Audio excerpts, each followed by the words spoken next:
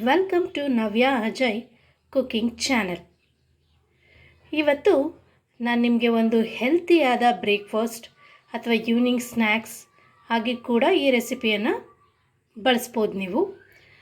ಅದು ಯಾವುದೆಂದರೆ ಗೆಡ್ಡೆಕೋಸಿನ ಕಟ್ಲೆಟ್, ನವಿಲು ಕೋಸು ಅಂತಲೂ ಕರೀತಾರೆ. ಅದರ ಕಟ್ಲೆಟನ್ನು ಮಾಡ್ತಾಯಿದ್ದೀನಿ.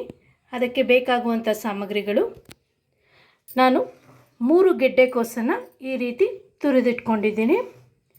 ಅಕ್ಕಿ ಹಿಟ್ಟು, ಸ್ವಲ್ಪ ಸಣ್ಣಗೆ ಹಚ್ಚರಿಸಿದಂಥ ಕೊತ್ತಂಬರಿ ಸೊಪ್ಪು, ರುಚಿಗೆ ತಕ್ಕಷ್ಟು ಉಪ್ಪು, ಅಚ್ಚ ಖಾರದ ಪುಡಿ, 1 ಈರುಳ್ಳಿಯನ್ನು ಈ ರೀತಿ ಸಣ್ಣಗೆ ಹಚ್ಚಿಟ್ಕೊಂಡಿದ್ದೀನಿ, 4 ಹಸಿಮೆಣಸಿಕಾಯನ್ನು ಸಣ್ಣಗೆ ಹಚ್ಚಿಟ್ಕೊಂಡಿದ್ದೀನಿ, ಸ್ವಲ್ಪ ಟೊಮೊಟೊ ಸಾಸ್. ಈಗ ಹೇಗೆ ಮಾಡೋಣ ಅಂತ ಬನ್ನಿ ನೋಡೋಣ. ಮೊದಲಿಗೆ ಒಂದು ಬೌಲನ್ನು ತೆಗೆದುಕೊಳ್ಳಿ. ಅದಕ್ಕೆ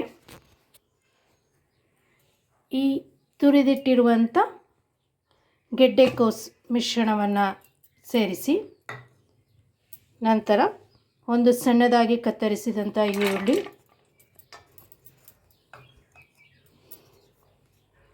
ಹಸಿಮೆಣಸಿಕಾಯಿ, ಇದು ಖಾರಕ್ಕೆ ಅನುಗುಣವಾಗಿ ಹಾಕ್ಕೊಳ್ಳಿ, ಸಣ್ಣದಾಗಿ ಹಚ್ಚಿರುವಂಥ ಕೊತ್ತಂಬರಿ ಸೊಪ್ಪು, ಆಮೇಲೆ 1 ಸ್ಪೂನ್ ಅಚ್ಚ ಖಾರದ ಪುಡಿ,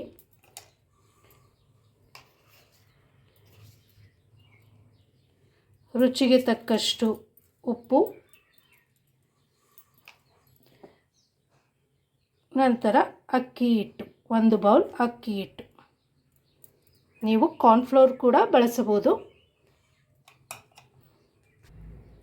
ಎಲ್ಲವನ್ನು ಈ ರೀತಿ ಹಾಕೊಂಡ ನಂತರ ಇದನ್ನು ಚೆನ್ನಾಗಿ ಒಗ್ಗೂಡುವಂತೆ ಮಿಶ್ರಣ ಮಾಡಿ.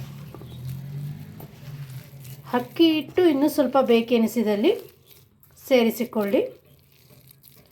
ಅಂದರೆ ಇದು ಒಂದು ರೀತಿಯ ಉಂಡೆಯ ಆಕಾರಕ್ಕೆ ಬಂದು ನಾವು ಈ ರೀತಿ ಒಡೆಯ ರೀತಿ ತಟ್ಟುಕೊಳ್ಳುವ ರೀತಿಯಲ್ಲಿ ಬರಬೇಕು. ಇನ್ನು ಸ್ವಲ್ಪ ಅಕ್ಕಿ ಹಿಟ್ಟು ಪ್ರಮಾಣ ಬೇಕೆನಿಸಿದಲ್ಲಿ ಸೇರಿಸಿಕೊಳ್ಳಿ.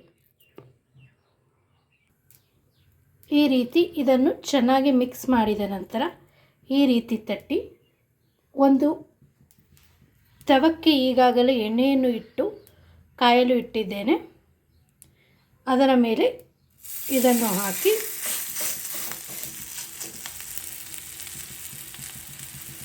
ಮೇಲೆ ಸ್ವಲ್ಪ ಎಣ್ಣೆಯನ್ನು ಹಾಕಿ ಸಣ್ಣ ಉರಿಯಲ್ಲೇ ಬೇಯಿಸಿ. ಈ ರೀತಿ ತವದ ಮೇಲೆ ಹಾಕಿ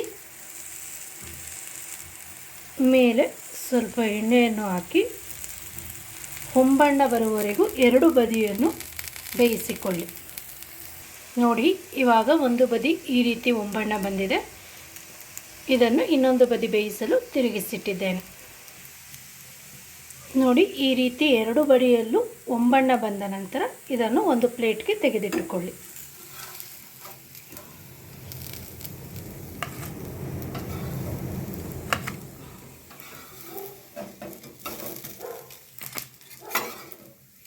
ಈ ರೀತಿ ಪ್ಲೇಟ್ಗೆ ತೆಗೆದಿಟ್ಟುಕೊಂಡ ನಂತರ ಇನ್ನು ಉಳಿದವನ್ನು ಈ ರೀತಿ ಮಾಡಿ ಇಟ್ಟುಕೊಳ್ಳಿ. ಇವಾಗ ರೆಡಿಯಾಗಿದೆ ಕ್ರಿಸ್ಪಿಯಾದ ಸ್ಮೂತಾಗಿರುವಂಥ ಗೆಡ್ಡೆಕೋಸಿನ ಕಟ್ಲೆಟ್. ಈ ವಿಡಿಯೋ ನಿಮಗೆ ಇಷ್ಟವಾದಲ್ಲಿ ಲೈಕ್ ಮಾಡಿ, ಶೇರ್ ಮಾಡಿ. ನನ್ನ ಚಾನಲನ್ನು ಫಸ್ಟ್ ಟೈಮ್ ನೋಡ್ತಿದ್ದಲ್ಲಿ ಸಬ್ಸ್ಕ್ರೈಬ್ ಮಾಡಿ, ಪಕ್ಕದಲ್ಲಿ ಕಾಣುವ ಬೆಲ್ ಬಟನನ್ನು ಪ್ರೆಸ್ ಮಾಡಿ, ಆಲ್ ಆಪ್ಷನ್ ಸೆಲೆಕ್ಟ್ ಮಾಡಿ. ಪ್ಲೀಸ್ ಸಬ್ಸ್ಕ್ರೈಬ್ ಮಾಡಿ, ಸಪೋರ್ಟ್ ಮಾಡಿ.